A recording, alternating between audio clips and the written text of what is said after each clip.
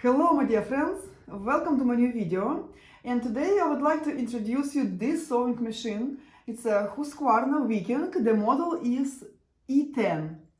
I purchased this sewing machine just recently, just about 2-3 weeks ago here in Portugal, and I have been using it with the different materials for different projects with the different stitching settings, and I'm sure for people that are looking to buy this particular sewing machine, it will be very interesting to know what this sewing machine can or can't do. I purchased this sewing machine through the local marketplace. It was pre-owned, but in a pretty much new-like condition. I paid just 75 euros for this machine, what is about $82, depend on the rate. The new sewing machine, the same, cost about $220, so it was a pretty good bargain.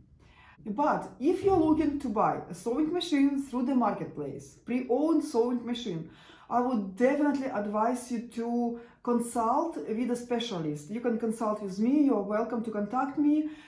You can also contact any other sewing specialist who can advise you which detail you should check before buying a sewing machine from different person, from another owner.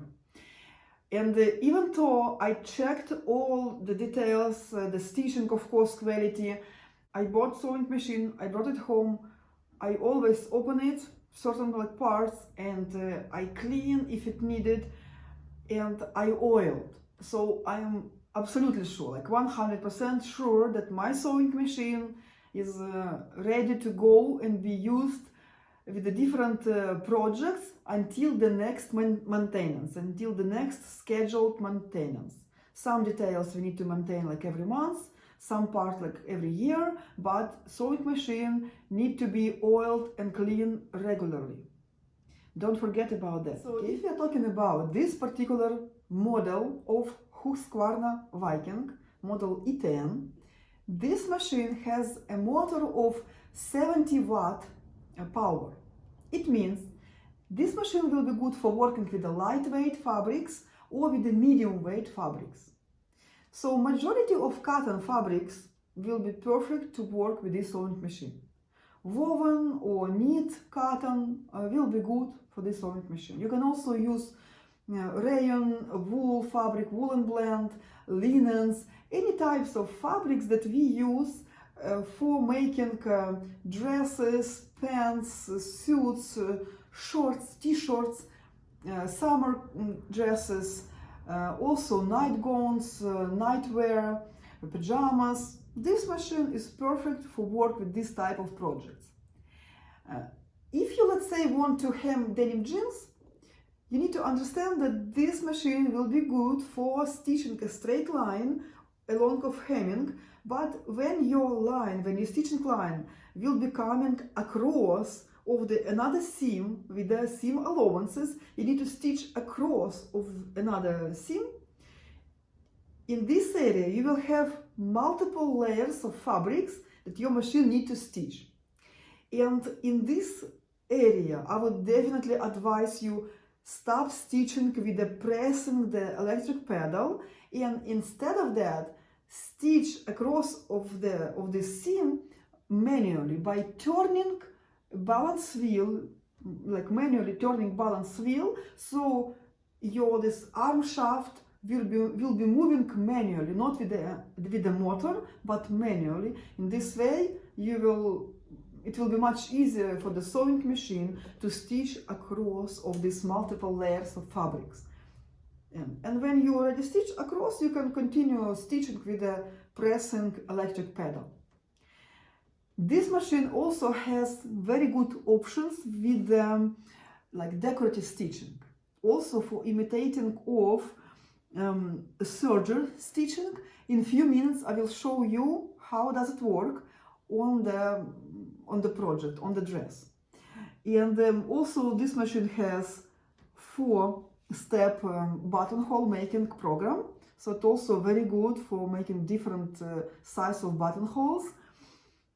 and of course a zigzag. So let's move to the different styles of stitching settings on this sewing machine, and we'll talk more close about all this option this machine has. So if you look at this dress now that I am making for a little girl, she is about 2 years old, you can see different types of decorative stitches that this machine can perform.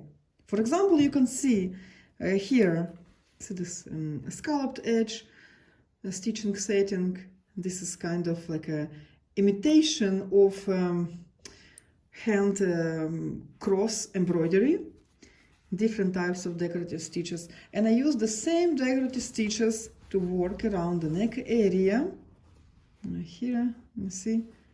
And I will also apply this type of stitches around the sleeve, maybe in the middle of the sleeve or at the bottom of the sleeve. I haven't decided yet, but this is an example how you can turn just a very simple, very regular piece of fabric into a very unique piece of clothing or accessories if you are making bags or any type of accessories.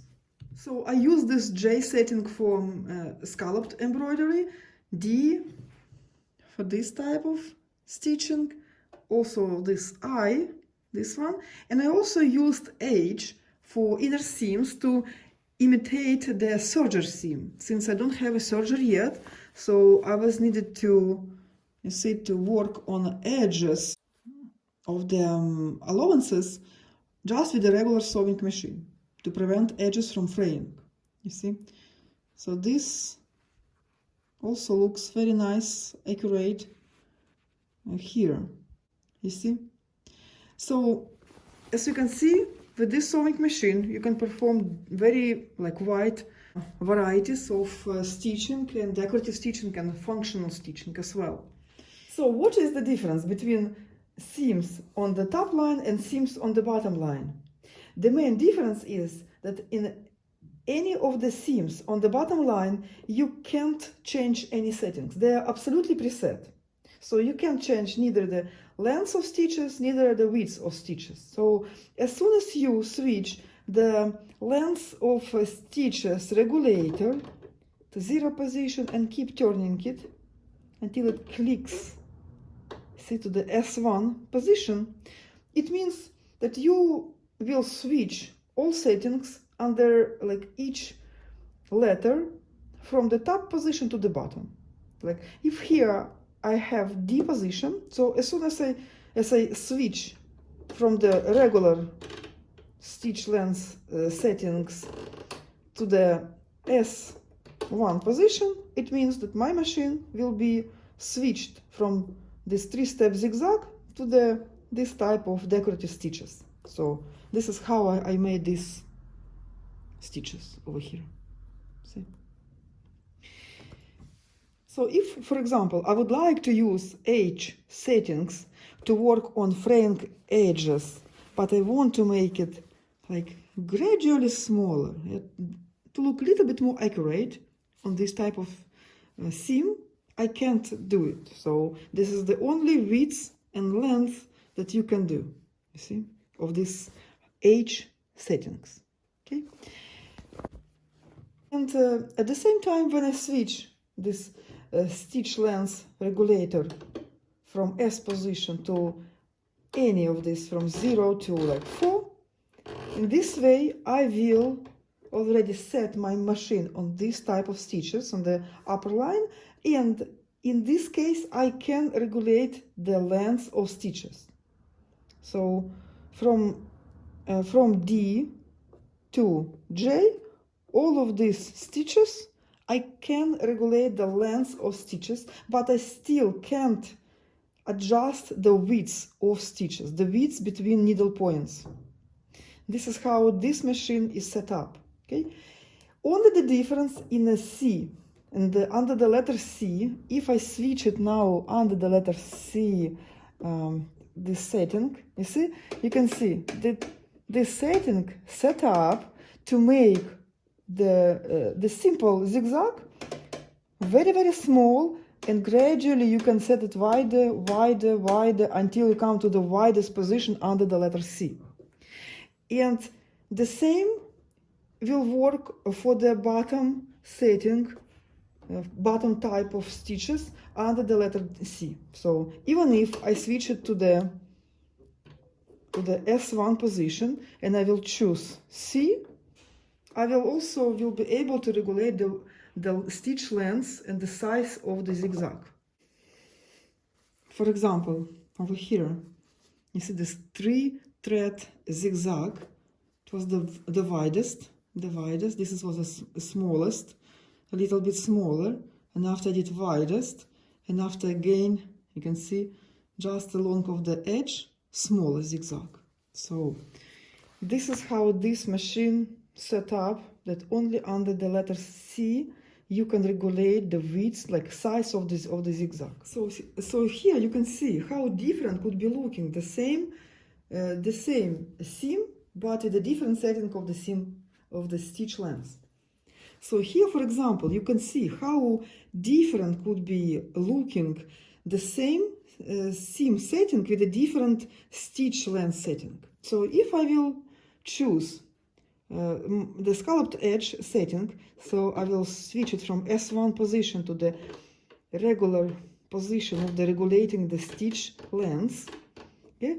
And I will switch this setting with the dial to the J position over here. So I set it for the scalloped edge seam, and if I will set it to the very tiny stitch length, like between 0 and 1, close to 1, yeah, it will be stitching very small, tiny scalloped edges, see?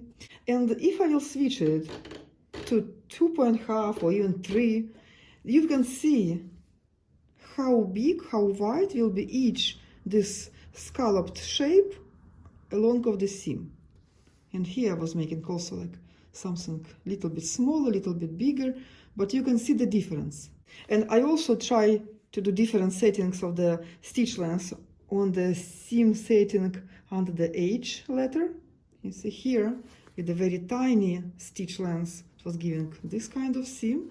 You can use it for imitating a flat lock, for example. Looks very nice. And with the wider one, also on the 2.5 or number 3, it was given this type of a seam.